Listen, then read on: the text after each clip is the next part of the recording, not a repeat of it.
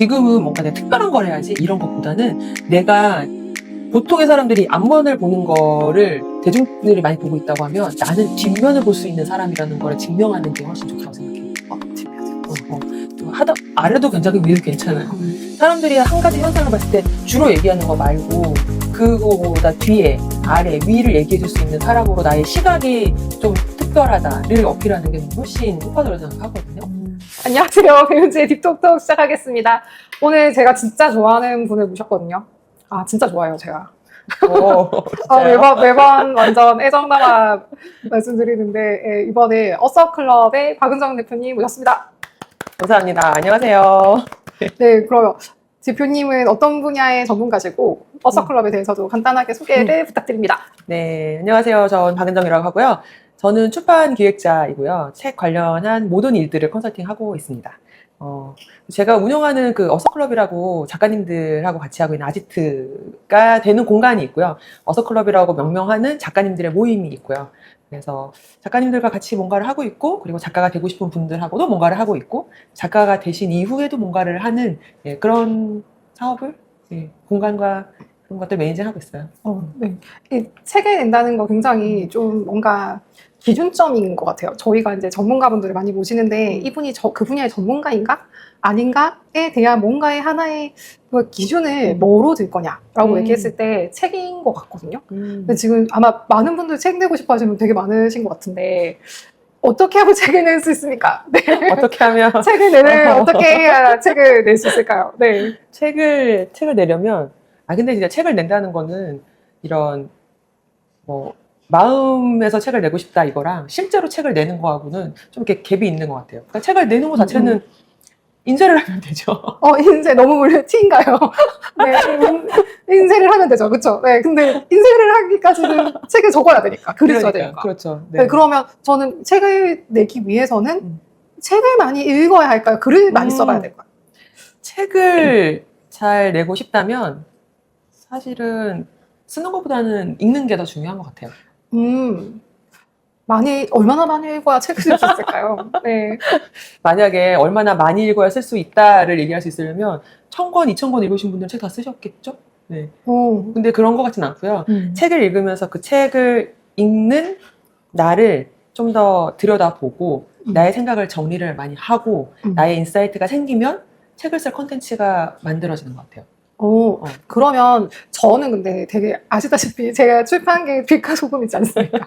네, 저 책을 되게 많이 사고 그냥 읽는데 그때 저 예전에 얘기 나눈 것처럼 저는 정말 밑줄을 잘 안 긋거든요.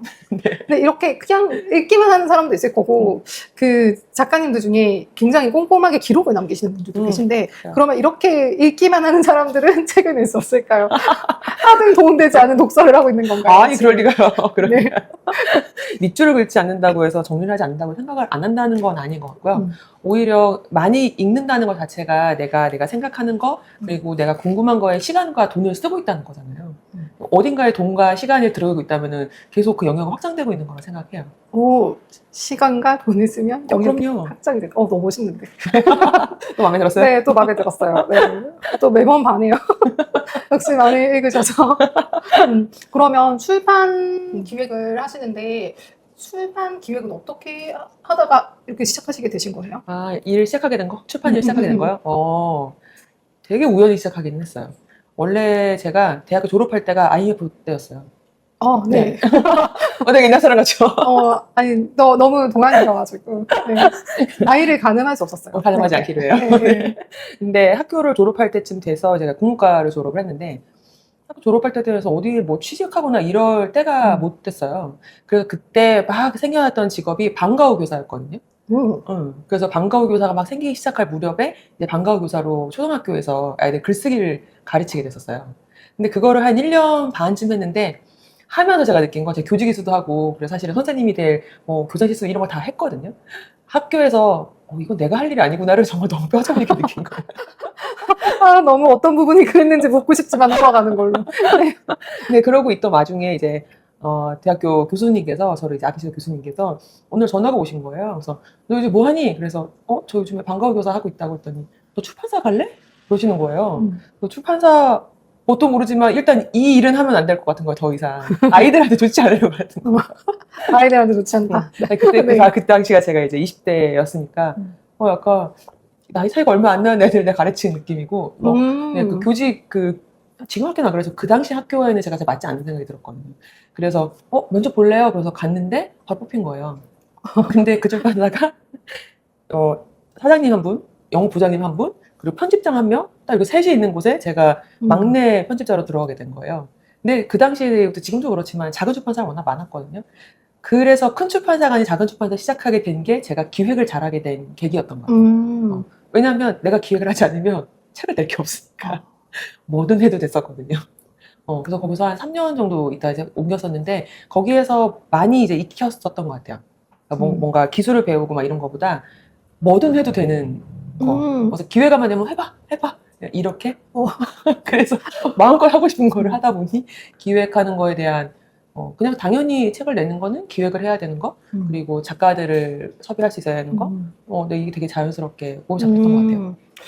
그러면 그 나산북스는 그 다음 가신 걸까요? 나산북스는 제가 2007년쯤 갔으니까 제가 2000년에 출판사 처음 들어갔거든요. 그러니까 네 번째 회사인 것 같아요.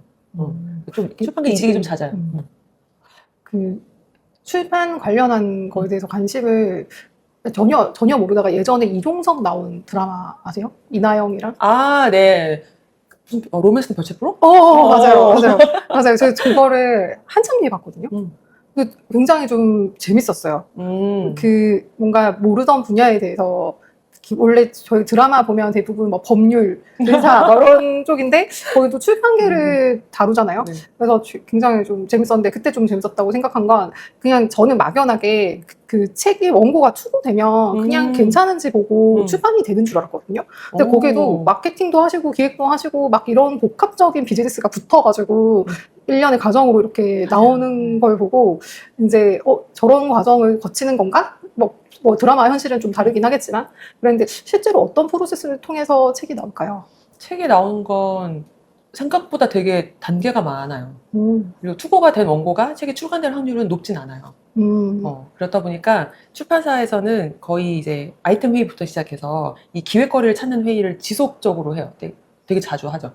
그래서 계속 아이템 발굴을 하는 거를 되게 중요하게 생각을 하고요. 그래서 그러니까 편집과 기획이 좀 나눠져 있긴 하지만 보통 그 일을 묶어서 한 명이 다 하는 거죠. 보통 편집자를 얘기하는 사람은 기획도 하고 책도 만들 줄 아는 거라고 생각하시면 되거든요. 그러면 책이 나올 때 기획과 편집은 조금 어떻게 다른가요?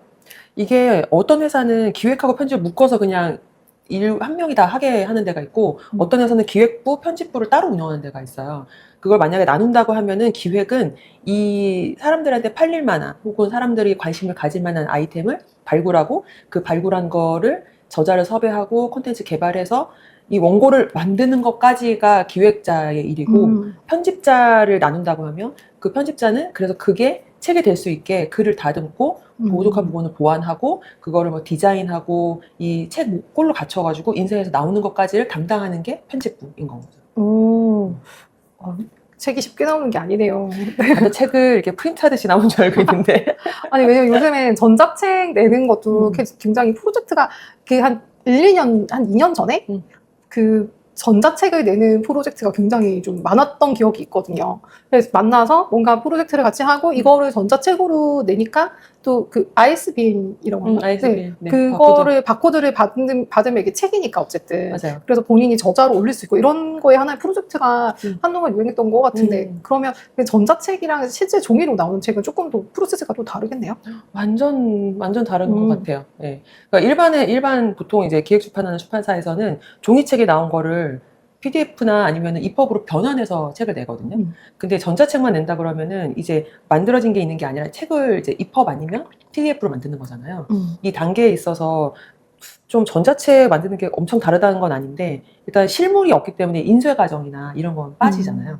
그리고 디자인하는 과정에 있어서도 일단 저희 책을 만들려면은 인디자인이나 콕 익스프레스나 이런 조판 프로그램을 써야 돼요. 왜냐면 판이 분판돼야 되거든요. 너무 복잡하죠?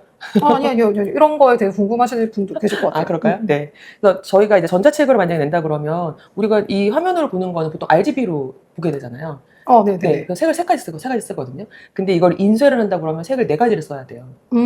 그래서 판을 바꿔야 돼. 분판을 해야 돼요. 판을 나누는 걸 해야 돼요. 그래서 색을 CMYK로 나누려고 하다 보니까 작업이 다른 작업인 거예요. 저 약간 이해했어요. 왜냐면 저희도 뭐 포스터 이런 거 맡길 때 항상 물어보시거든요, 디자이너분들이. 인쇄용인가요? 웹용인가요? 맞아요. 완전 다른 거예요. 책도 처음 시작할 때 이게 전자책이면 웹용이고, 네네. 인쇄용이니까 그렇게 네. 3가지 색으로. 네. 모든 게 제작 단계에서 완전히 이제 다른 거예요. 근데 컨텐츠 개발을 하는 입장에 있어서는 비슷할 수는 있을 것 같아요. 대신 전자책 같은 경우에는 꼭 페이지가 많아야 된다, 200페이지가 나와야 되고 이렇게 생각 안 하시고 전자책은 좀 소프트하게 생각하시잖아요. 근데 종이책으로 나올 때는 분량이 좀 있어야 돼요. 아무래도 네. 너무 이제 얇게 나오면, 네. 얇게 나오면 뭐 독자들의 책에 대한 신뢰가 떨어지는 부분이 맞아요, 있고요. 맞아요. 그래서 대부분 책을 살 때 100페이지 너무 얇고 막 이렇게 생각하실 수 있죠. 맞아요. 저 책을 몇 년 전에 자기계발서를 샀는데 이 책이 그 양장본이긴 했는데 얇은데 글자도 큰데 시처럼 막 이렇게 엄청 생각이 넓고 막. 그래서 제가 서점에서 약간 그 책을 사러 서점을 갔는데 그걸 보고 안 사고 온 적이 있거든요. 이거 너무 돈 벌려고 하시는 건가? 근데 아니 모든 거에 수익 창출이 목적이긴 하지만 그랬던 것 같아요. 그러니까요. 근데 종이책은 너무 얇게 나왔을 때 독자의 신뢰가 떨어진 부분이 분명히 있고요. 그리고 기존부터 이거 사람들이 생각하던 책에 대한 형태가 있다 보니까 그래서 분량도 되게 중요해요.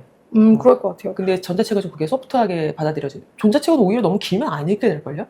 종이책이랑 다르게. 전자책 읽으세요? 아니요. 그쵸. 아니, 저는 저 교보문고 멤버십에 이게 뭐 1년에 한 번씩 전자책 쿠폰을 주세요. 아니, 로그인 하다가, 모르겠다. 그러고 그냥 돈 주고 샀던 것 같아요. 그러니까요. 또 약간 밑줄은 긋지 않지만 종이를 넘기는 재미가 있으니까. 그러니까요. 그러니까 전자책은 지금 전자책도 사실 다양하게 이용되고 있겠네요. 밀리에서제나 교보문고나 예스익사 이런 데서 들어가는 형태랑 큰몽이나 이런 데서 사람들이 사서 보는 PDF 북은 좀 이 출판하는 이유나 그다음에 사용하는 방식이 좀 달라서 되게 통칭해서는 전자책이라고 하긴 하지만 좀 나눠져 있는 부분이 좀 있죠. 아무래도 근데 뭔가 뭐 전자책이 더 좋아, 뭐 종이책이 더 좋아 이런 얘기를 하기 전에 누군가가 모두 조금 어느 정도 분야에 관심이 있는 분들은 책을 내고 싶어 하는데 실제로 책을 낸 사람과 아닌 사람의 차이는 다를 것 같아요. 이게 전자책이든 종이책이든. 그렇죠. 일단 써야 돼. 쓰고 내야 되는데.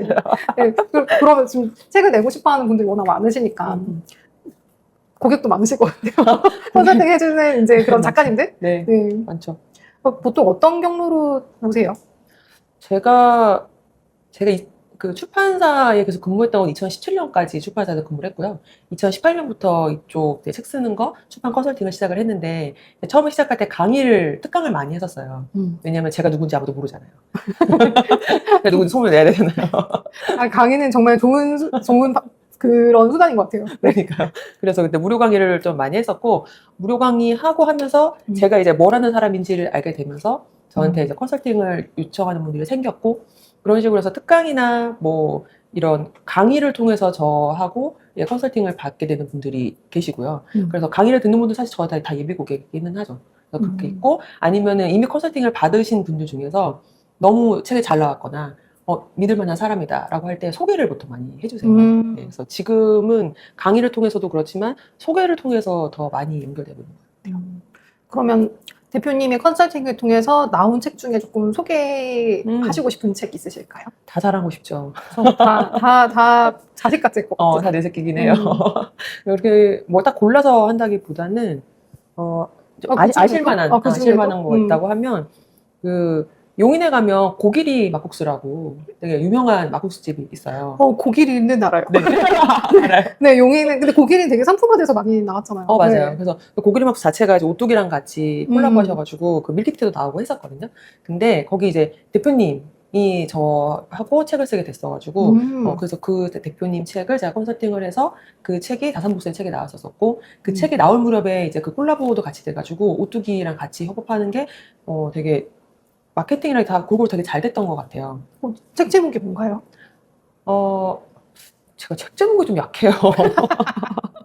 아니, 원래 요즘에 나이를 구분하고 네, 이름이 잘 생각이 안 나. 그 책 제목이 작은 가게에서 진심을 찾다? 인 것 같아요. 네. 확실한 제목은 제가 나중에 다시 알려드릴게요. 네, 작가님은 검색해서 작가님. 보는 걸로 고개에 막국수 책 치면 나오죠. 네, 김윤정 작가님 책이고요. 그 작가님은 책이 나오면 그 책 인쇄가 지금 10세 이상 찍으셨거든요. 네. 근데 그 나온 인쇄를 전부 기부하셨어요. 너무 좋은 분이시네요. 김윤정 작가 진짜 좋은 분이세요. 네, 전 다 알 것 같은데. 네, 그래서 매번 그렇게 프로젝트처럼 기부하시는 걸 계속 공부하고 계시거든요. 벌써 마음으로 존경합니다. 꼭 읽어봐야 되겠어요. 네. 또 다른 분들 비슷한 에피소드 있으실까요? 지금 제가 컨설팅에서는 보통은 제가 출판사에서 기획을 할 때, 지금 이런 시기에는 이런 책이 필요할 것 같다. 그러면 이런 주제를 가지고 기획을 해서 저자를 섭외하자. 보통 이렇게 가는 편이에요, 출판사에서는. 근데 이제 제가 컨설팅을 하면서는 저를 찾아오시는 작가님들하고 작업을 하잖아요. 그럼 이제 배윤주 작가님이라고 하면, 배 대표님이 갖고 있는 콘텐츠가 뭐가 있는지를 제가 들여다보고 거기로부터 기획을 하게 되잖아요. 그래서 작가를 발굴하는 일이 지금 제가 하는 일이 작가의 콘텐츠를 발굴하는 게 지금 저의 주요한 일이 됐거든요. 근데 제가 정말 처음 출판을 시작했을 때 제가 아까 뭐든지 해볼 수 있었던 작은 출판사에 있었을 때 그때 했던 책이 제가 정말 기획이 되게 재밌게 느껴지면서 했던 책 중에 하나가 그 백설공주를 사랑한 난장이에요. 연극이요. 연극. 네. 근데 그 연극을 제가 봤던 건 아니었거든요. 네. 근데 그 책을 제가 출판을 했어요. 네. 연극과 책에 어떻게 달라질지 생각을 하고 있었어요. 그죠, 그죠. 제가 그때 한참 막 그 연극이 엄청 떴을 때고, 그냥 그런 연극이 있다, 그런 유명하다 정도만 알고 있었을 때였거든요. 근데 그때 그 이기찬 씨의 노래에 또 하나의 사랑을 갖고 배경에 그 연극이 배경으로 쓰였었거든요. 근데 어느 날 제가 오후 늦게인가 라디오를 들으면서 회사에서 일을 하고 있다가 그 노래가 갑자기 딱 들리는데 이거 배경에 그 연극이 나왔던 게 너무 기억이 딱 나는 거예요. 그래서 그 연극을 책으로 내야겠는데?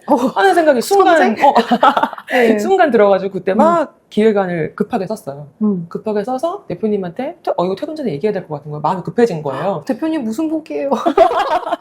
그래서 대표님한테 이거를 바로 사장님한테 보고를 드리고 사장님 그럼 한번 해봐 라고 해서 그 즉시 바로 그 연극 하는 곳에 전화를 했어요. 연극단에 전화를 해서 거기에서 바로 미팅을 잡고 그 다음날 연출을 바로 만나러 갔었어요.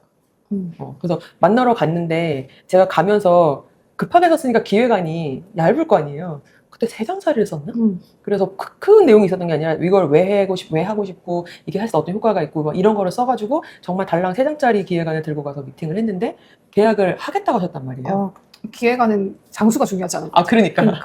그래서 그러고 나서 이제 제가 그 작업을 시작을 했으니까 막 이제 일이 진행이 됐을 거잖아요.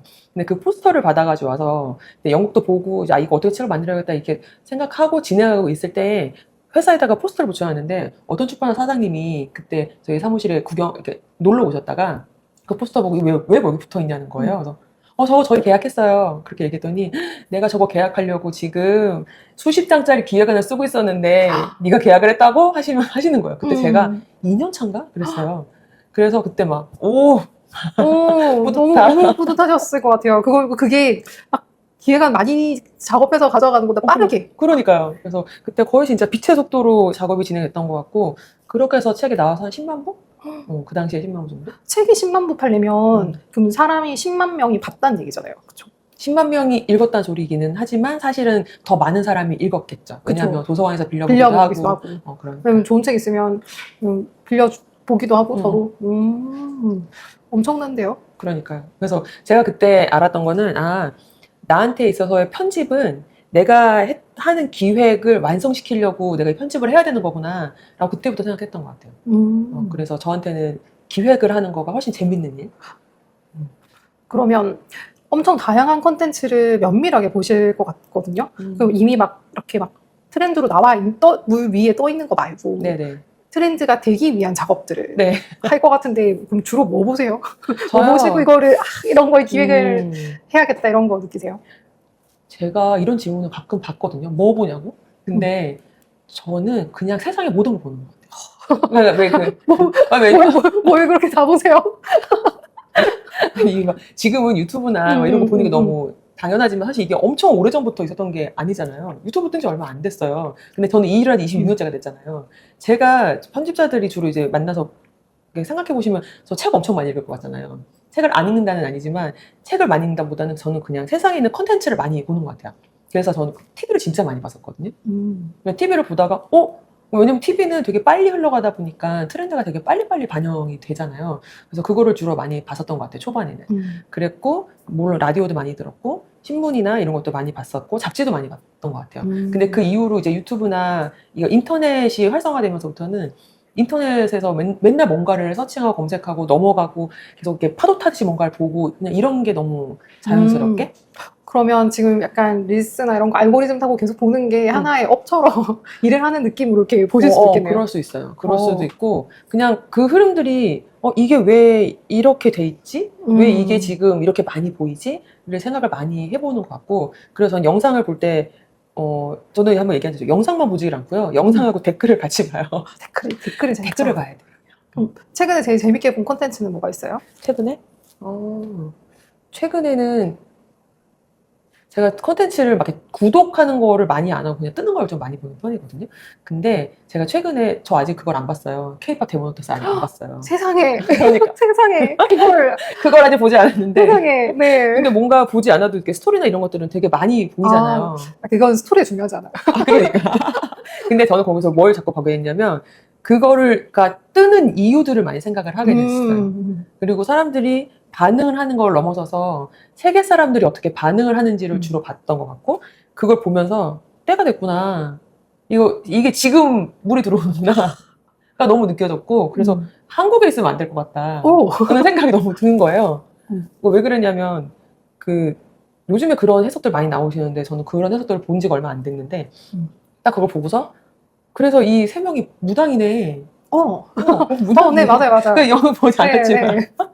그러면은 결국 전 세계에 있는 사람들이 우리나라 사람 맡고 있는 이런 마음에 믿고 있는 거, 우리가 은연중에 갖고 있는 우리의 신앙세계나 정신세계나 이런 거에 지금 반하고 있구나 하는 생각이 너무 굉장히 든 새로운 거예요. 해석이네.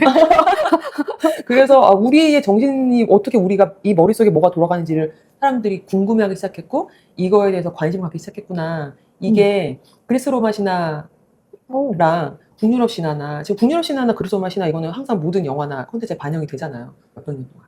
그리고 토르가 사실은 북유럽 신화에 나오는 번개하는 신이잖아요. 저 몰랐어요. 진짜요? 네. 모를 수 있지. 모를 수 있지. 토르가 망치만 기억하는. 망치의 신은 아니니까. 근데 그 북유럽 신화에 나오는 그 모든 세계관이 지금 그냥 어벤져스나 이런 데 마블 영화에 반영이 돼 있는 거거든요. 되게 자연스럽게. 하긴 파묘도 그런 샤머니즘을 얘기고. 그렇죠. 근데 그게 우리가 북유럽 신화를 모르더라도 토르나 이 로키나 이런 그 캐릭터들 보면서 되게 자연스럽게 알게 됐고 그게 북유럽 신화에서 왔구나 이렇게 알게 되는 거죠. 그러면은 그 문화에 관심을 갖게 되잖아요. 근데 지금 한국 문화를 사람들이 모르는 사람도 뭔가 저런 무속적인 거 우리는 무속을 얘기하지만 그냥 판타지잖아요. 그런 판타지 한국에 있는 판타지를 보게 됐잖아요. 그 판타지를 보고 한국 사람들이 정신세계도 되게 재밌네 라는 생각을 하게 된 거잖아요. 빨리 이걸 만들어야 돼 하는 생각이 자꾸 드는 거예요. K-pop 데모노터스로 이제 해외 정보. 네. 그렇다기보다는 그냥 저는 그런 게 궁금한 것 같아요. 뭔가 현상이 생겼을 때 그게 왜 그렇게 됐는지 그리고 이거에 지금 사람들이 어떻게 반응을 하는지 그리고 그게 콘텐츠적으로 사람들한테 어떻게 소비가 될 수 있는지 를 이제 주로 보는 것 같아요. 그러니까 기획자들 아마 대부분 그럴 거예요. K-pop 데모넌터스가 처음에 나왔을 때 이거 제목이 되게 큰 호두잖아요. 네. 그러고 근데 이게 왜 외국 사람들이 좋아하고 이렇게 붐이 일어나는가에 대한 얘기 그때 제가 어디 콘텐츠에서 봤는데 이게 겨울왕국이랑 같은 맥락이라고 하더라고요.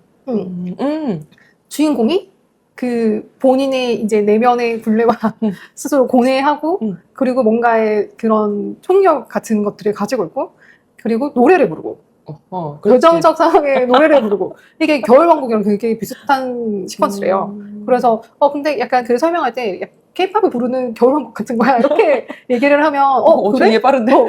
그래? 이렇게 하고 보신다고 하시더라고요. 근데 그러면서 지금 K-팝 데모넌터스가 디즈니는 이렇게 IP 사업을 하는데 굉장히 이제 특화되어 있는데 이거는 소니에서 나온 거다 보니까 아직 뭐 이런 코스튬이라든지 굿즈가 많이 안 나왔는데 그래서 미국에서 애기 엄마들이 생일 파티를 할 때 수작업으로 만든대요. 얼굴을. 아, 진짜요? 그래서 그거에 대한 이런 할로윈이 나가고 있는데. 노하우가 막 이렇게 막 거기에 커뮤니티에 이렇게 뭐를 어떻게 만들어라, 옷은 이렇게 만들어야 되는데 이렇게 머리는 어떤 식으로 해줘야 되는데 진짜 찐이네. 이게 그렇게 나온다고 하더라고요.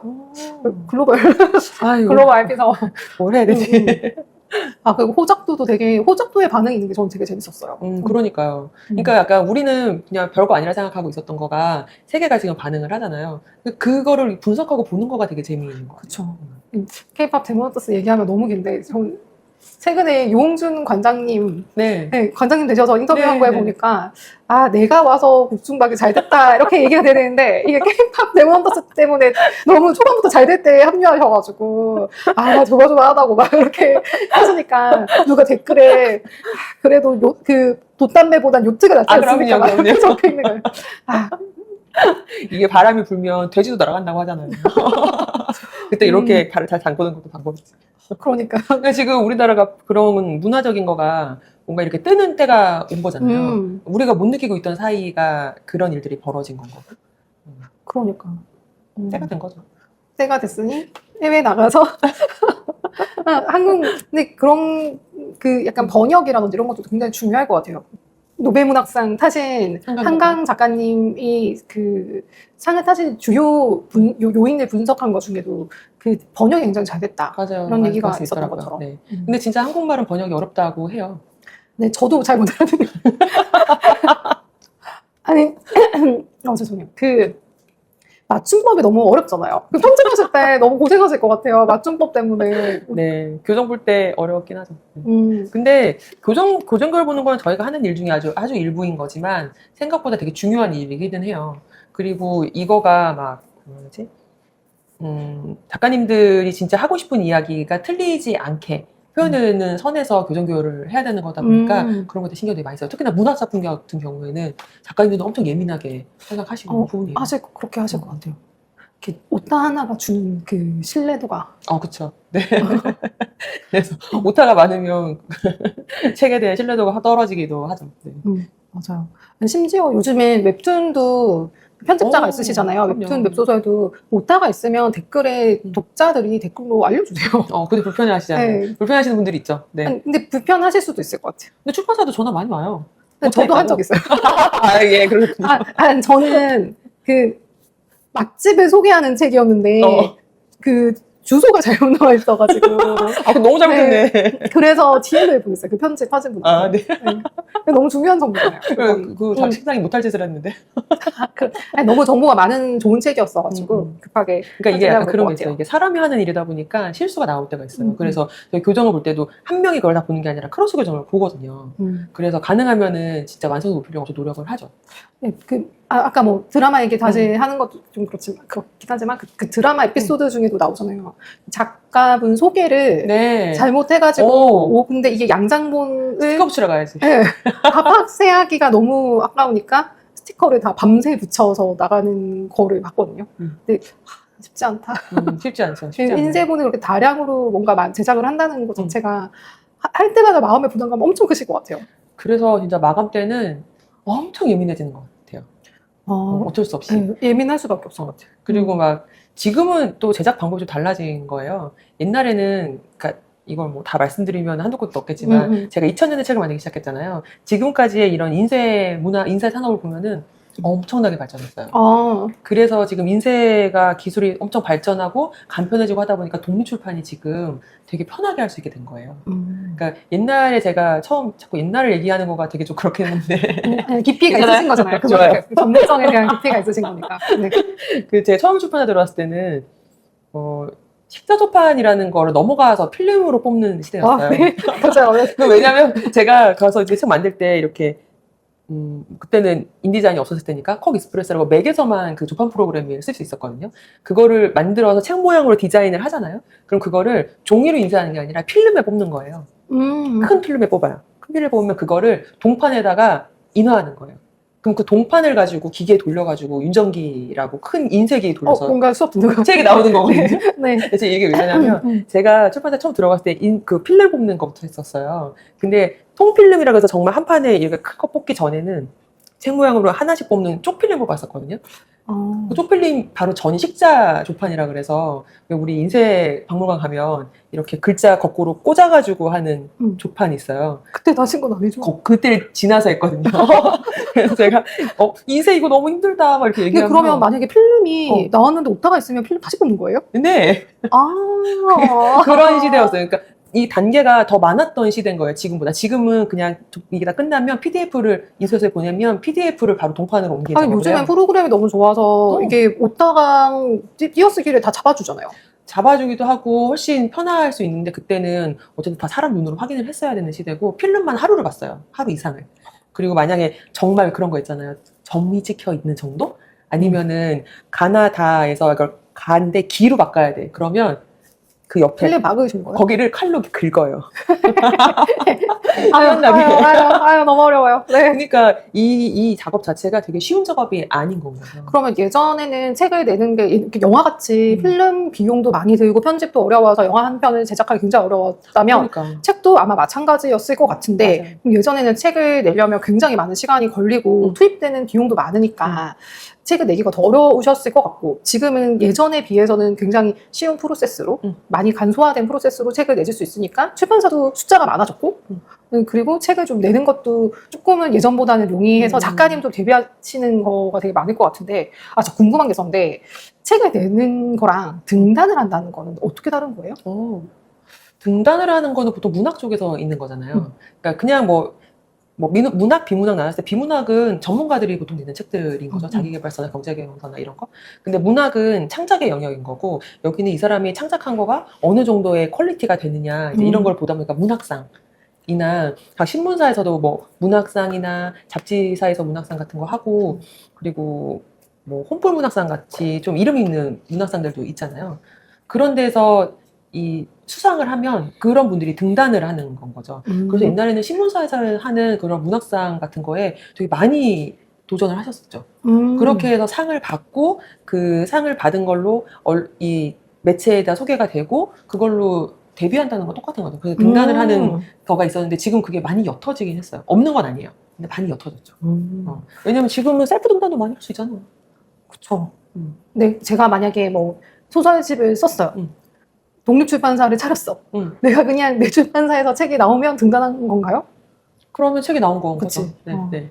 그러니까 지금은 오히려 옛날에는 사람들이 이런 매체가 많지 않았잖아요. 사람들이 글을 접할 수 있는 게 책이나 신문이나 잡지나 이런 되게 정해진 매체, 그 레거시 미디어라고 하는 뭔가 정해져 있는 데에서 주로 했었잖아요. 근데 지금은 유튜브처럼 그냥 내가 하고 싶은 말을 해도 되는 시대가 됐고 독립출판도 마찬가지인 건 거고 그렇다 보니까 등단의 의미가 좀 달라진 거는 맞는 것 같아요.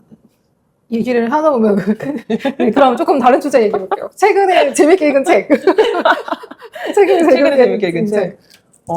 최근에는 세 권 정도만? 세 권이나? 세 권이나. 네, 많이 읽으시니까. 저는 사실 원고로 더 많이 읽는 것 같아요. 책이라기보다는 저는 원고로 더 많이 읽는 것 같고 책은 저한테 좀 의미가 좀 달라요. 그러니까 제가 재밌어서 즐겨서 읽는 책 있잖아요. 제가 재밌어서 즐겨서 읽는 책은 제가 표현할 때는 맛있다라는 표현이에요. 너무 좋은 표현인데? 맛있는 책. 딱 무슨 말인지 알 것 같아요. 맛있는 책. 그러니까 저한테는 그 어렸을 때 읽었던 책들 중에서 맛있다라고 생각했던 책들의 느낌 때문에 결국 출판일까지 하게 된 것 같거든요. 근데 지금도 읽었을 때 이거 너무 맛있다. 맛있으니까 한 번 먹고 두 번 먹고 세 번 먹고 그리고 먹을수록 더 달아지는 느낌 그런 거 있잖아요. 그러면 맛있는 책을 여러 번 읽어요. 여러 번 읽으시는 편. 그럼 제일 많이 읽은 책이 어떤 거가 있어요? 근데 사실 저는요 제가 제일 많이 읽은 책은 그리스 로마 신화예요. 다시 거기로 가나요? 그리스 로마 신화. 근데 저는 돌이켜보면 얘를 만화책도 본 것 같아요. 그리스 로마 신화를? 설마 가나출판사에 나온 정권이요? 그렇구나. 그런 매체로 봤던 기억이 있고 얘를 처음부터 텍스트로 쫙 그러니까 약간 삼국지도 그랬던 것 같아요. 삼국지도 어렸을 때 엄마가 사주잖아요. 이렇게 계몽사 전집이요? 계몽사에서 좋은 일 많이 하셨습니다. 네. 그러니까요. 네. 그럴 수 있죠. 저는 근데 그리스 로마 신화를 초등학교 때부터 읽었고요. 그냥 매번 재밌었던 것 같아요. 읽어봐야겠는데. 근데 너무 양이 많잖아요. 이렇게 말씀하시더라고요. 근데 시간이 가는 줄 모르고 읽는 게 그런 책인 거죠. 그러니까 그러니까 저는 그 영향 때문인지 모르겠는데, 그러니까 저 실제 제가 만드는 책은 비문학 책을 많이 만들거든요. 근데 제가 읽을 때는 그런 그리스 로마 신화, 북유럽 신화, 그리고 뭐 삼국지나 서유기나 이런 것들을 주로 많이 읽었어요, 어렸을 때. 그리고 우리가 뭐 얘기하는 섹스피어 책은 거의 다 읽었고, 오헨리나 이런 진짜 문학적으로 봤을 때 너무 재밌는 것도 있잖아요. 내가 그게 문학적으로 가치가 있는지 모르지만 읽으면 그냥 손을 뗄 수가 없어서 밤을 꼬박 새는 그런 책들을 어렸을 때는 진짜 많이 읽었던 것 같아요. 그리고 그게 이제 제가 뭔가 글을 읽을 때 글을 파악하는 이런 독해력이나 문해력이나 이런 거는 어렸을 때 그런 책 많이 읽어서 생겼던 것 같아요. 그러고 나서부터는 전 세계에 있는 모든 그런 재밌는 이야기 책들을 많이 봤었고요. 그러다가 제가 첫 번째 회사에서 막 옛날 얘기책 너무 내고 싶은 거예요. 근데 그 대표님이 그냥 너 하고 싶은 거 다 해봐라고 했다 그랬잖아요. 민담 이런 거 내셨어요? 저 집에 있어요. 그런 책을 낸 적이 있는데 집에 있어서 혹시 내셨나?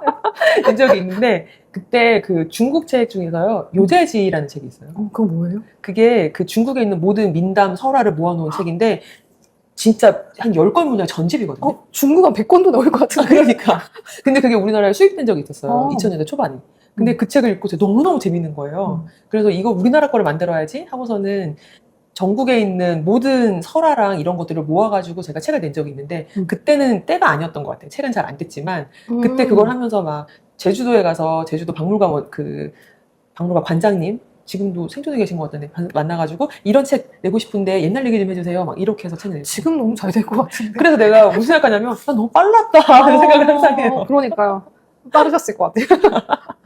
근데 우리 무슨 얘기하고 있었는지 지금 얘기했죠? 제 재밌는 책이요? 추천하고 싶은 책, 재밌게 읽었던 책. 재밌게 읽었던 책은 기본적으로는 그런 책, 그러니까 문학책을 좀 어렸을 때 많이 읽었었고요. 그리고 그 이후로는 많이 읽었던 역사책 많이 읽었어요. 그래서 그 이용준 원장님, 네네. 그거는 그냥 세트로 당연히 읽었으면 좋겠다는 게 좀 있죠. 저는 그 추억이 되게 있어요. 그 나의 문화유산 답사기가 처음 딱 나왔을 때 수업권이 이제 그 해남에서 시작하잖아요. 근데 그러고 그 책 중에 가문사지 나오거든요. 근데 제가 초등학교 때 그 책을 읽었는데 그 책을 읽기 직전에 그러니까 수학여행 경주로 가는데 그걸 읽고 너무 감동받은 거야. 그래가지고 경주 박물관 가서 이거는 뭐야 해서 애들한테 막 따라갈 거였어. 잘라쳤다가. 네, 근데 제가 이 얘기를 용준 선생님한테 드린 적이 있어요. 진짜. 저 비슷해요. 네, 거기에 막 그럼 아기 불쌍해 사람들이 너무 많이 아는 건 얘기해줘야지. 아는데 말 안 할 수는 없잖아. 그래서 교육과잖아요. 그러니까. 그러면 최근에 읽은 문학 중에는 뭐 재밌는 거 없으셨어요? 오히려 요즘에 문학책을 잘 안 읽는 것 같아요. 근데 요즘에 근데 베스트셀러 은근 문학책이 많이 문학책 엄청 많이 올라오죠. 혼모노가 그러니까요. 박정민 배우 덕이라기보다는 혼모노 저 읽었거든요. 재밌어요. 그러니까요. 다들 되게 재밌어 하시더라고요. 진짜 재밌어요. 진짜 재밌어가지고 근데 되게 재밌게 읽어가지고 이게 뭐 박해나 책 읽으면 되지 넷플릭스 볼 필요가 있냐라고 말하는 그 추천사가 되게 와닿았던 것 같아요. 그러니까요. 근데 거기도 무속이 나와요. 거기서 한 에피소드 홍모노라고 나오는 그 단편 소설집이니까 네네. 그 홍모노라는 그 책이 그 글이 그 무속 신앙에 관련한 거예요. 그러니까 이게 우리나라가 한동안 저는 베스트셀러를 보고 있으면 우리나라 사람들이 지금 뭐에 관심 있는지가 되게 보인다는 생각하거든요. 근데 사람들이 언제부터 이렇게 무속에 관심이 많아졌을까요? 무속에 관심이 있다기보다는 자기 앞일? 이게 무속보다는 그게 그냥 이야기잖아요.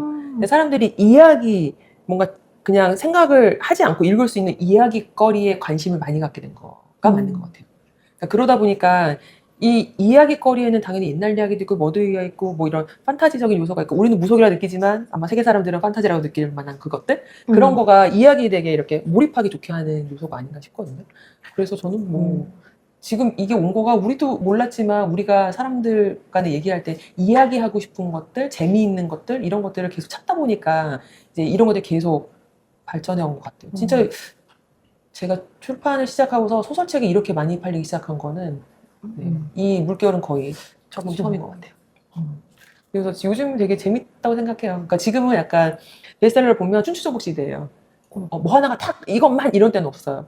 코로나 때는 미친 듯이 돈 버는 책은 팔렸었거든요. 저도 샀어. 그러니까 그때는 비트코인 안 하면 이상했고 주식 계좌 없으면 이상했잖아요. 이상한 사람 중에 하나가 전데 점점 이상해지고 있어요. 멀어지고. 그러니까 그때 이제 반짝해서 나 했던 거였는데 지금은 그런 것보다는 사람들이 좀 더 나를 들여다보고 이야기를 재미있게 할 수 있는 거, 사람들하고 이렇게 관계 만들 수 있는 것들, 그리고 좀 더 현실에 너무 이렇게 몰입하지 않아도 되는 것들에 더 관심 있는 것 같아요. 문득 그 생각이 들었거든요. 최근에 제가 되게 재밌게 본 컨텐츠가 에픽하이가 요즘에 에픽하이가 유튜버를 했는데 그게 원래 하고 계셨거든요. 근데 최근에 굉장히 핫해요.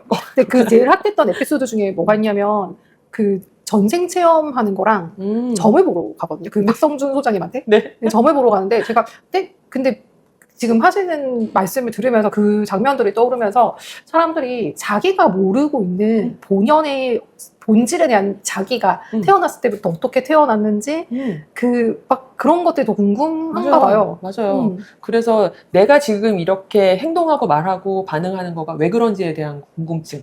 그리고 그게 그전에는 다 그렇게 살아라고 생각했는데 뭔가 이제 심리학적으로나 이렇게 들여다보면 이유가 있다는 것들이 계속 보이잖아요. 아, 그래서 MBTI를 그렇게 보고 했나? 그럼요.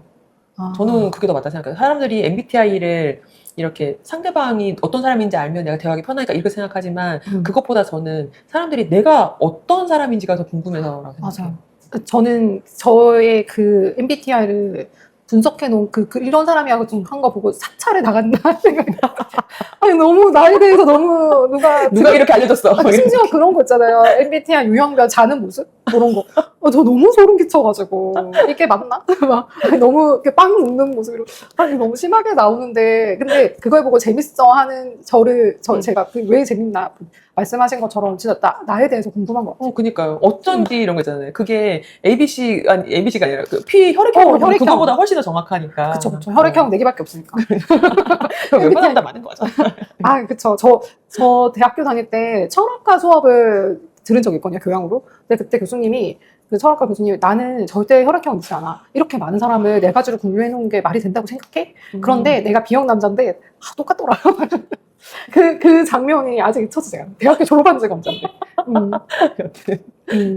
그런 게 확실히 있는 것 같고, 저도 아까 말씀하신 것처럼, 저도 제 유형에 유형마다 무슨 표현하는 말이 있잖아요. 네. 저는 머릿속에 꽃밭이래요. 혹시 ENFP예요? 네. 근데 머릿속에 꽃밭인 게 무슨 소리인지 들어서 그렇지.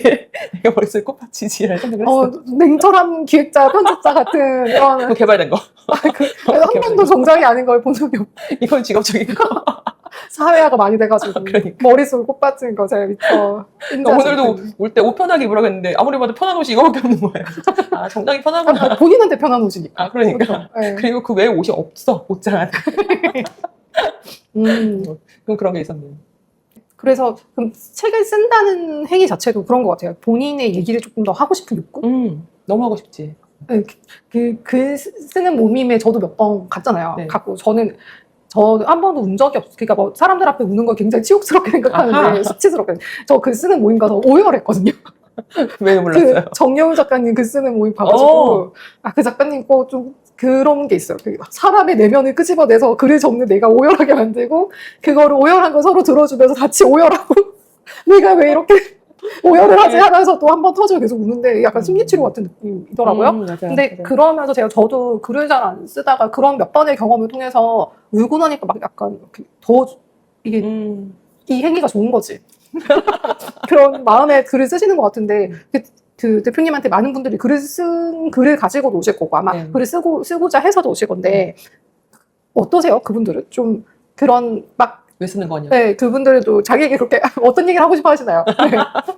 일단은 글을 쓰는 거랑 책을 쓰는 거를 구분하지 않고 오시는 분들이 많아요. 이게 좀 다른데. 네, 저도 몰라요. 그러셨던 것 같아요. 근데 이게 좀 다른데 글을 쓴다는 거는 제가 봤을 때 글을 쓰는 것보다 책을 쓰는 게 조금 더 어려워요. 어렵고 이 책을 쓰는 건 훨씬 목적형이어야 돼요. 목표가 있어야 돼요. 어떤 목표를 가져야 돼요? 책을 쓴다고 하는 거는 내가 써놓은 글들을 모아서 내는 게 아니잖아요. 그리고 출판사 자체가 작가들이 써놓은 글을 모아서 책을 내려고 하지를 않아요. 저 그런 줄 알았어요. 왜냐면 블로그랑 브런치 글 많이 적어 놓으면 연락 온다고 해서. 그러니까요. 근데 그거는 일부는 맞고 일부는 틀린 것 같아요. 그래서 출판사에 있으면 그 투고 메일 엄청 많이 오거든요. 제가 받아봤던 투고 메일 중에 가장 어떡하지? 했던 거가 딱 메일이 투고합니다 이렇게 오면 메일을 열잖아요. 그럼 보통 거기에 뭐 자기가 어떤 원고를 했고 뭐 이런 걸 설명을 쓰시거나 이제 파일을 주시는데 어떤 거에 딱 그냥 링크 하나 딱 들어가 있는 거예요. 저의 블로그입니다. 살펴보고 연락 주세요. 그래서부터 어디까지 살펴봐 드려야 되지? 이런 생각과 그리고 블로그를 막 신경을 쓸 수도 있잖아. 그러니까 근데 그래서 혹시나 싶어가 들어갔는데 정말 모든 본인이 하고 싶은 이야기 뒤집어서 다 섞여 있는 거예요. 일기같이. 일기처럼. 근데 그거를 저희가 정말 세세히 다 살펴보고 정리해드릴 수도 있겠죠. 근데 출판사에 하루에 20, 30개씩 원고가 메일이 투고가 되는데 그걸 살펴볼 새는 없어요. 근데 그 결국은 책이라는 거는 독자들이 책을 살 때를 보면 이렇게 생각하면 될 것 같아요. 보통 우리가 에비앙이니까 사 마시는 거잖아요. 물 이렇게 정수기에서 먹어도 되고 하지만 그리고 편의점 가면 되게 많은 물들이 있잖아요. 그 중에서 에비앙이니까 먹는 이유가 있잖아요. 그런 것처럼 이런 출판을 할 때도 그러니까 책을 살 때 사람들이 이거니까 사야 돼가 명확해야 되는 건 거죠. 근데 만약에 되게 유명한 분, 예를 들어서 요즘 책 많이 내시는 뭐 유시민 작가님이나 이렇게 김용하 작가님처럼 누가 봐도 그냥 책만 내면 살 사람들이 돈을 들고 준비하고 있는 작가님들이 있잖아요. 저분들이 하는 얘기는 뭐든지 궁금해. 김영하 작가님 다 돈 들고 그러니까 돈 들고 저분이 하는 얘기는 너무 궁금해하고 기다리는 사람들이 있는 그런 작가님 같은 경우에는 사실 뭘 쓰셔도 저는 더 좋다고 생각해요. 저분의 생각이 궁금하니까 사람이 책을 사보니까. 근데 책을 처음 사면 책을 처음 쓰는 사람들은 뭐 하는 사람인지 모르잖아요. 배 대표님이 뭐 하는 분인지 사람 잘 모르잖아요. 그걸 드러내려고 책을 쓰는 거잖아요. 그러면 내가 이걸로 뭘 하겠다가 작가님 입장에서 정해진 게 있어야 그로부터 기획이 되고 독자들이 그걸 바라볼 수 있게끔 기획을 해주잖아요. 이게 없이 그냥 써놓은 거를 모아서 책을 내려고 하면 완전히 다른 방향으로 접근을 하게 되는 건 거죠. 이 작가가 누군지 모르는데 이 사람이 뭘 썼는지를 아무도 궁금할 이유가 없으니까. 궁금할 이유를 만들어주는 게 기획이라 생각하시면 될 것 같아요. 그러면 책 쓰려면 어떻게 해서 보내야 돼요? 출판사에 보낼 때 최대한 편집자가 빠른 시일 안에 이게 뭔지 파악할 수 있게 딱 컴팩트한 메일 문구가 필요해요. 그리고 출간 기획서가 매우 필요해요. 그럼 글보다는 출간 기획서가 더 중요할 수도 있겠네요. 글도 되게 중요하긴 한데 글을 다 보지를 못하니까 편집자한테 그 본인이 쓴 원고를 다 보내면 다 볼 것 같지만 그럴 시간이 절대 안 나오거든요. 그래서 출간 기획서에서 진짜 내가 어떤 의도로 이걸 기획을 했는지부터 시작해서 이게 어떻게 팔리고 뭐 이렇게 나의 그림을 확실하게 보여줘야 돼요. 그 두세 장이 되게 중요해요. 아까 제가 처음에 얘기했던 것처럼.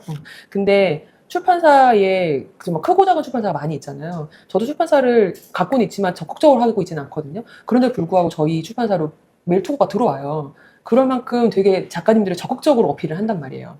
그리고 큰 출판사는 진짜 엄청 많이 나오는 거예요. 그래서 제가 다성북스 편집자한테 물어봤는데 하루에 20, 30통? 좀 들어와요. 그럼 한 달이면 몇백 통이에요. 1년에 쌓아봐요. 몇천 통이잖아요. 그럼 그 중에서 내 거가 눈에 띄어야 되잖아요. 근데 실제로 출판되는 책들을 보면은 만약에 한 출판사에서 1년에 10건 정도의, 10종 정도의 책을 낸다 하면 그 중에서 정말 많아봐야 3종 정도가 투고된 원고에서 출간되는 거지 나머지는 다 기획으로 거의 출간이 되거든요. 그러니까 정말 바늘구멍 같다고 보실 수 있죠. 진짜 그러면 기획이 엄청 잘 나와서 글도 마찬가지겠지만 이 사람이 이미 어느 정도 인지도가 있고 그러면 기획서도 엄청 좋아. 메일까지 잘 적었어. 그러면 좀 통과될 확률이 훨씬 높겠네요. 그렇긴 하죠. 근데 그건 있는 것 같아요. 출간 기획이 잘 돼 있다. 그리고 컨셉도 잘 잡혀 있고 뭔가 이건 딱 봐도 이 컨셉에 이런 목차 흐름을 갖고 있으면은 이거는 된다라는 생각이 편집자가 갖게 했잖아요. 그러면 글이 분명히 그렇게 나올 수밖에 없어요. 정말 왼손으로 적지 않는 이상. 왜냐면 그만큼 알고 있다는 거가 반영되는 거거든요. 하긴 그 사람 머리에서 나왔을 거니까. 그러니까. 그래서 그거를 보고 그 다음에 원고를 보면 대부분 어느 정도 가늠이 되는 거고 그리고 출판사에서 봤을 때 이거 정말 컨셉적으로 다 좋은데 글이 좀 완성도 떨어진다 그러면 편집자들이 충분히 서포트 해줄 수 있어요. 가이드 주면서. 그러니까 그거에 대한 것보다는 이 컨텐츠가 되게 중요해요. 기획이 진짜 중요해요. 그렇죠. 근데 대부분 작가님들 이제 저한테 뭔가 이제 책을 쓰고 싶다고 오시는 분들을 보면 저 글 잘 써요? 라고 많이 물어봐요. 제 글이 어떤가요? 라고 근데 잘 써야 책이 나오는 거 아니에요? 그렇게 생각하시잖아요. 근데 제가 작가님들 맨날 그렇게 얘기해요. 글에 대한 자신이 없냐? 왜 자신 없어요? 그러면 이렇게 출간돼서 팔리고 있는 책들을 보면 자기가 그 정도의 글 수준이 아니라는 거예요. 그럼 제가 너무 당연하죠. 저 책들은 다 편집자들이 손을 본 책들이에요. 그걸 비교를 하시면 안 돼요. 라고 얘기를 하거든요. 그러니까 편집자들이 상품력을 높이기 위해서 어느 정도 가공을 해준단 말이에요. 업그레이드를 해준다고요. 그게 출간돼서 나오는 건 거지 원래 초고가 그렇지는 않아요. 그러니까 출판사는 글의 문장력이나 이런 걸 높여주고 가이드 줄 만한 편집자들이 항시 있죠. 출판사에 없는 건 컨텐츠가 없는 거예요. 그러면 콘텐츠 책을 많이 보시니까 이제는 아까 콘텐츠 뭘 해야 조금 좋을까요? 근데 그 세상에 지금 특이한 건 없잖아요. 특별할 것도 없고 특이할 것도 없고 없는 것도 없어요. 그러니까 그냥 굉장히 많은 콘텐츠가 정말 쏟아져 나온 느낌이에요. 왜냐하면 제가 출판사에 처음 들어왔을 때가 2000년이었는데 2000년 그 당시에 출판사에 투고되는 게 일주일에 한 서너 개씩밖에 안 됐어요. 그때는 글을 써야겠다 뭐 이런 분들이 많지 않았거든요. 오히려 제가 기획을 하면 작가를 잡는 게 더 힘들었어요. 그때는. 근데 지금은 너무 많은 원고들이 들어오고 있고 그리고 너무 많은 전문가들이 자기를 어필하고 있는 세상이다 보니까 그걸 찾는 게 어렵지는 않거든요. 그래서 지금은 뭔가 내가 특별한 걸 해야지 이런 것보다는 내가 자꾸 예비 하나 들게 되는데 내가 보통의 사람들이 앞면을 보는 거를 대중들이 많이 보고 있다고 하면 나는 뒷면을 볼 수 있는 사람이라는 걸 증명하는 게 훨씬 좋다고 생각해요. 좀 아래도 괜찮고 위도 괜찮아요. 사람들이 한 가지 현상을 봤을 때 주로 얘기하는 거 말고 그거보다 뒤에 아래 위를 얘기해 줄 수 있는 사람으로 나의 시각이 좀 특별하다를 어필하는 게 훨씬 효과적이라고 생각하거든요. 왜냐면 이제 더 이상 특별할 게 없으니까. 그래서 제가 최근에 산 책 중에 이슬아 작가님이 이메일 쓰는 법을 네. 냈어요. 그걸로 처음에 거의 생계를 그걸 유지했었던 거라고 했거든요. 네, 이메일 쓰는 법이란 책을 내셨거든요. 그걸 저는 저희 직원분들한테 다 사서 이렇게 제발. 저도 싶다. 그러니까 똑같이 쓸 수는 없지만, 네. 근데 제가 그걸 보면 느낀 게, 이슬아 작가님이 근데 이메일 쓰는 법이라는 책이 없진 않잖아요. 근데 대부분 이런 HR 관련한 조직 문화 교육하시는 분들이라든지 실무하시는 분들이 제발 이렇게 써야 된다, 이렇게 실무 관련한 분들로 이루어진 책이 대부분이었는데, 이분은 맥락과 행간에 대해서 이거를 파악해야 되는 글을 적어주셔가지고 굉장히 독특한데? 그렇게 했었어요. 왜냐면 진짜 이메일을 제대로 쓰려면 그게 있어야 되는 거니까. 이메일도 글이니까. 네. 그래서 뭐 냉통이나 뭐 냉무 이런 거 할 거 아닌 이상은 어쨌든 사람들이 봤을 때 내가 하려는 말이 뭔지가 명확하게 드러내야 되잖아요. 근데 제가 출판사에서 근무할 때도 느꼈고 최근에도 계속 이제 작가님들 글 보면 느끼지만 이 글을 맥락 있게 쓰는 거를 되게 어려워한다를 항상 느껴요. 네. 그거는 그렇게 표현할 일이 많지 않아서 그런 것 같기는 해요. 글 쓸 일이 많지 않았어가지고. 사람들이 되게 근데 책을 많이 내고 싶어 하잖아요. 근데 마음속에 그게 있는 것 같아요. 나를 책으로 증명해 보이고 싶다도 있을 것 같고 책이 내고 난 다음에 나의 행복. 이게 그러면 책을 내고 나면 좀 내가 뭔가 달라지고 나의 삶이 조금 이런 식으로 조금 변하지 않을까라는 막연한 기대가 없지 않은 것 같거든요. 그러면 그 최근에 하신 강연 주제 중에 책을 써서 인생이 바뀐 거에 대한 네. 책을 쓰면 인생이 바뀐다라는 아젠다로 이렇게 강연을 하신 게 있는데 책을 쓰면 인생이 바뀌나요? 인생이 바뀌어요. 바뀌죠. 근데 그 인생이 바뀐다는 거를 다들 무슨 로또 맞는 거로 좀 생각하시는 것 같기는 해요. 그런 것도 그런 느낌이죠. 네. 왜 다들 내 책이 안 될 거라는 생각으로 내진 않는 것 같아요. 그러니까요. 근데 이게 된다 안 된다를 넘어서서 그러니까 책 쓰는 행위 자체에 많은 의미를 부여할 수 있다 생각을 해요. 근데 갑자기 책을 써서 내가 부자가 됐다라든가 갑자기 내가 뭐 어마어마한 뭔가가 왔다거나 이런 거는 아니지만 내가 삶을 살면서 이때까지 살아온 삶을 한번 되돌아보고 정리하는 역할을 하는 게 또 책이기도 하잖아요. 그런데 제가 하는 거가 그냥 이 예비 작가님이 저한테 얘기하는 걸 제가 듣고 정리하는 게 아니라 얘기를 쭉 듣고 그 중에서 지금 시대에 필요한 이야기를 뽑아내서 기획을 하는 거란 말이에요. 그래서 사실 저하고 이거 상담하실 때 쓰고 싶은 내용이 있어서 나 이거 내고 싶어요, 이런 얘기 하고 싶어요 하고 왔지만 저한테 대책이 까이고 그건 안 돼요. 그거는 지금 사람들이 아무도 궁금해하지 않아요. 그리고 그거보단 이게 더 나아요 라고 해서 그렇게 출간해서 오히려 그쪽 전문가가 되신 분들도 있거든요. 근데 이거가 그거 같아요. 사람들이 자기를 메타인지하기가 어렵잖아요. 그런데 제가 이제 그거를 봐드리다 보니까 그것 때문에 내가 이런 데 재능이 있었고 내 스토리 중에서 이게 더 대중들한테 관심이 있는 거고 그렇다 보니까 내가 생각하지 못했던 방향으로 삶이 흘러가신 분들이 상당히 있어요. 그리고 만약에 자기가 생각했던 거랑 똑같은 방향의 책이라고 하더라도 나오고 나서 이게 어디로 흘러갈지를 잘 모르시는 거예요. 나오고 나면 뭔가가 일어나겠지라고 하는 거는 굉장히 너무 책임감 없는 말인 것 같아요. 그러니까 책이 나왔다고 해서 뭔가 그냥 되겠지라고 하는 거는 이 책한테도 너무 가혹한 걸 생각해요. 책 나왔다고 사람들이 관심을 둘까요? 1년에 책이 거의 7만 종 정도가 출간이 되는데 7만 종 중에서 내 건 한 종밖에 안 되는데 7만 대일로 써서 내가 이길 자신이 있는 게 아니라면 그렇다 그러면 결국은 내가 이 책을 가지고 무엇을 할 건지 비즈니스를 할 거면 이 비즈니스 중에 이 책이 어떤 역할을 할 건지 전체 중에 이거를 기점으로 해서 내가 앞으로 할 것들에 대한 디자인도 같이 해놔야 그래야 이 책이 나오는 효과가 분명히 있는 거거든요. 그래서 그거 저 되게 중요하게 생각해서 컨설팅 할 때 그 부분 같이 넣어서 계속 말씀을 드려요.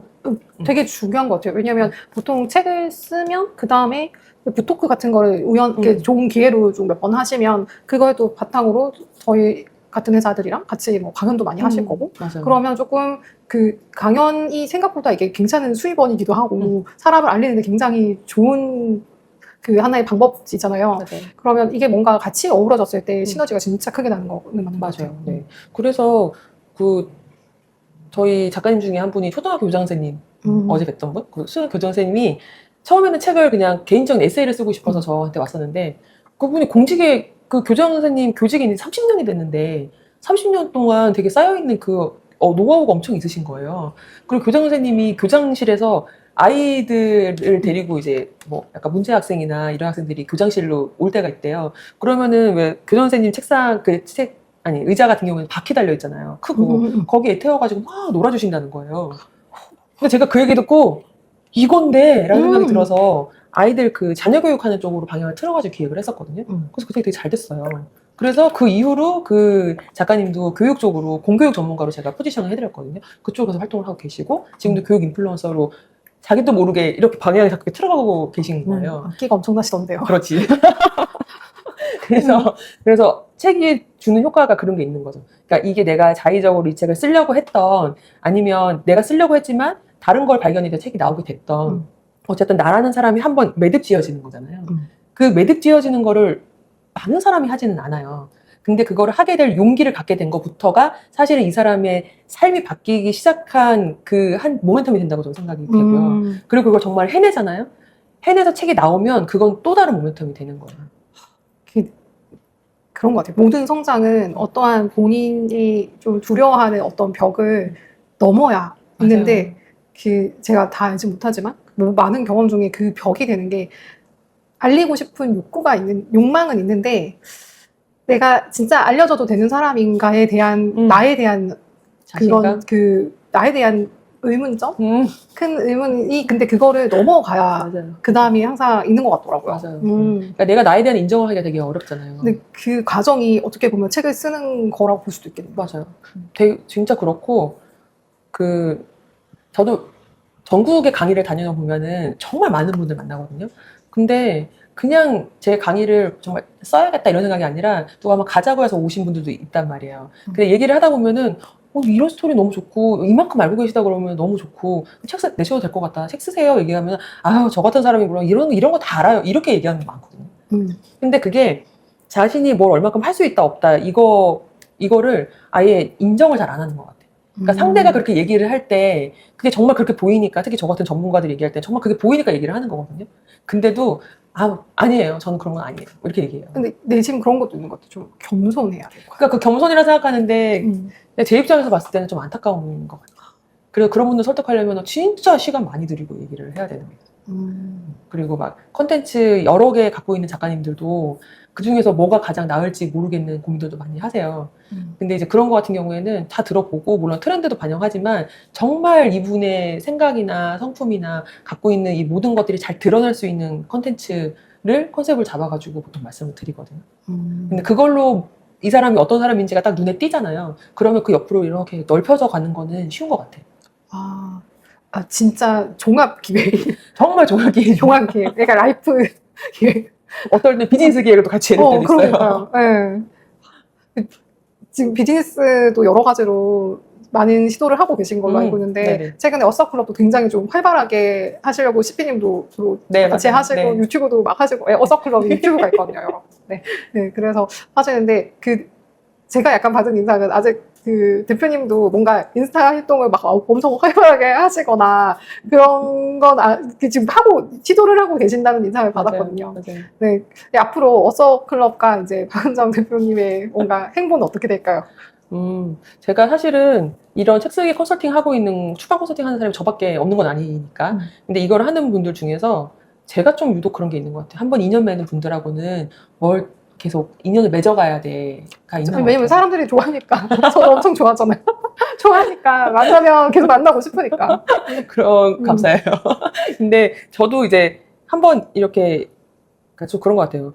책을 낼 때 그냥 이거 쓰고 싶어요 이런 게 아니라 그 배 대표님 같은 거 제가 계속 이렇게 들여다보잖아요. 그리고 질문을 많이 하잖아요. 그러다 보니까 어떤 분인지 알게 되고, 그래서 내적 친밀감이 엄청 높아지는 거예요. 실제로 되게 친밀해지기도 하고, 그리고 어떨 때는 그냥 다른 사람한테 말하지 못하는 걸 약간 심리 상담하듯이 저한테 말하기도 하고, 이런 게 있다 보니까 이분이 정말 성공해야 돼가 저한테 너무 항상 있는 거예요.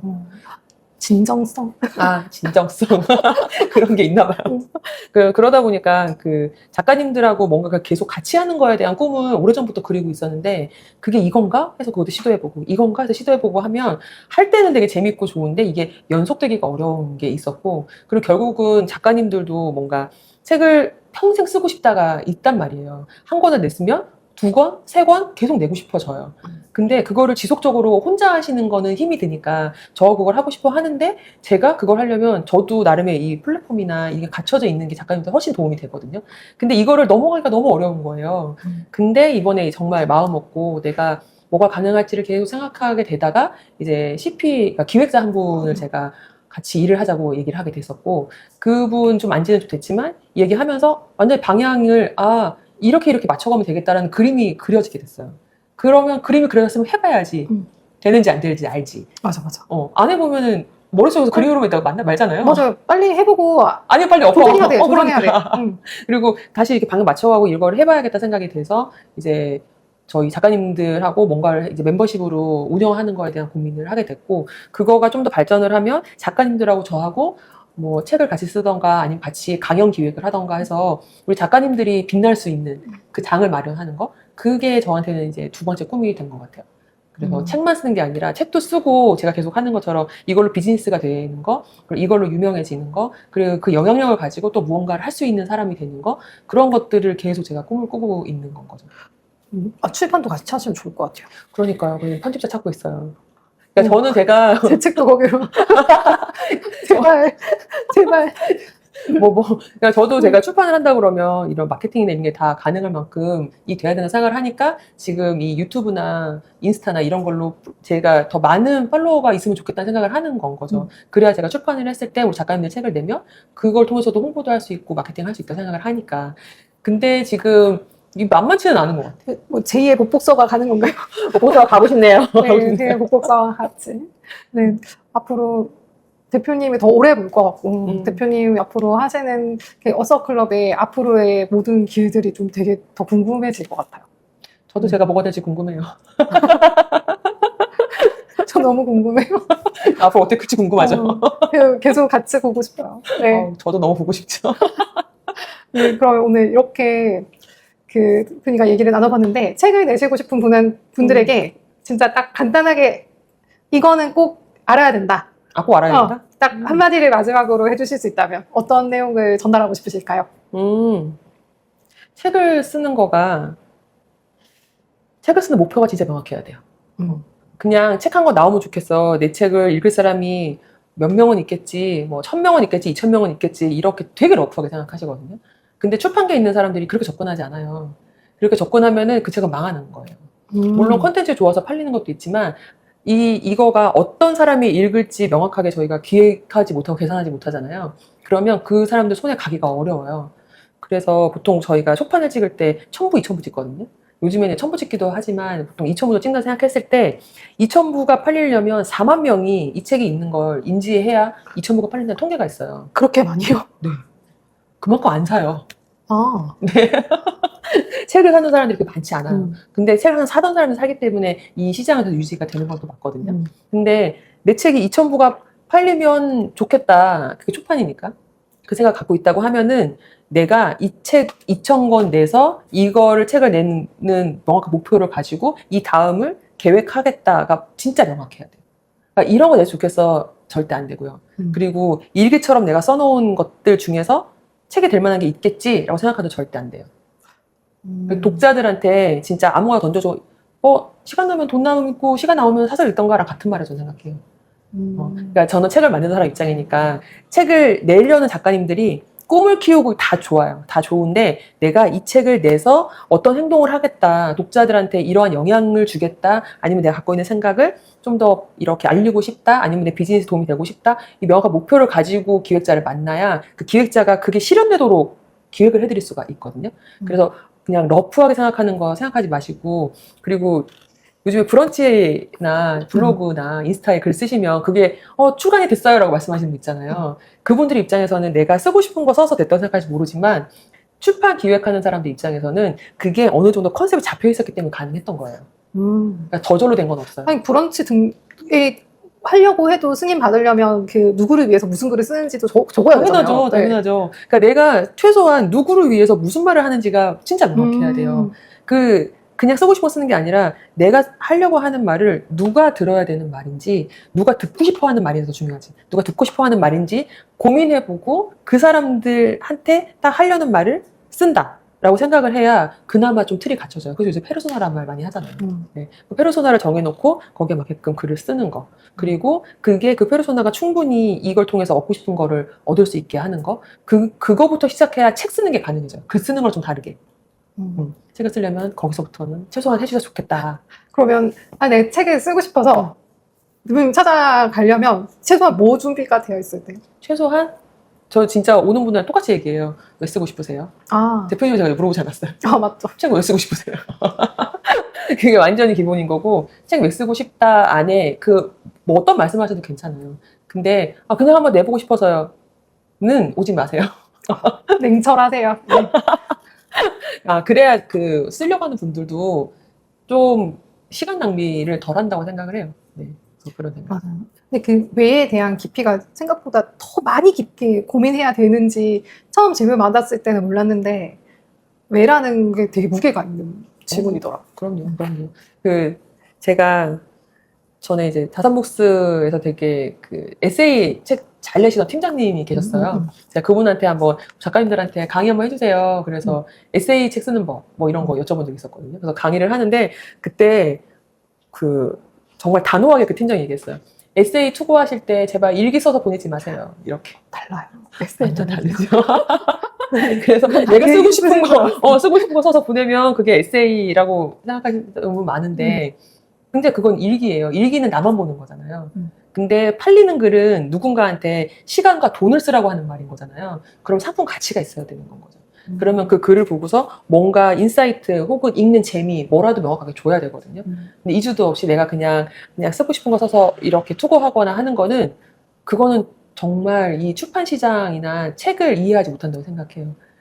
그리고 만약에 진짜 딱 그 책 쓰고 싶은 분한테 한마디 한다고 하면 독자로서의 나와 저자로서의 나를 좀 역지사지할 필요가 있다고 생각해요. 그러니까 책을 쓰려고 할 때는 내가 그냥 쓰고 싶은 걸 쓰고 싶다 생각하지만 독자가 책을 살 때는 명확하게 얻는 게 있어야 사거든요. 하긴 그 책이 비싸니까. 책값도 싸다고 생각 안 하니까. 물론 해외에 비하면 엄청 싼 거 아시죠? 그러네. 아니 그 얘기를 들었는데 많이 사는 저의 입장에 하지만 배 대표님은 책 얼마 사시는지 알기 때문에 출판계 빛과 소금을 너무 알고 있어서 감사해요. 아니 저만 보면 책을 그거 다 어디 두냐고 하는데 집에 잘 있습니다. 네. 책도 겹겹하게 있는 거 아니에요? 네, 무너지지 않았어요. 그래요? 원래 책은 사놓고 그 중에서 읽고 싶은 걸 읽는 거지. 사놓고 그 중에서 읽어야 되는데 또 사고 싶은 책이 항상 있더라. 책은 원래 그런 것이다. 그래서 더 많은 좋은 책을 만들어 주셔야 됩니다. 네. 감사합니다. 그렇게 할게요. 딥톡톡 두 번째 이야기. 책을 쓰고 싶은 사람들한테 하고 싶은 얘기를 다 하신 것 같은 박은정 대표님과의 만남 이렇게 마무리해 보도록 하겠습니다. 네. 불러주셔서 감사합니다. 네, 감사합니다.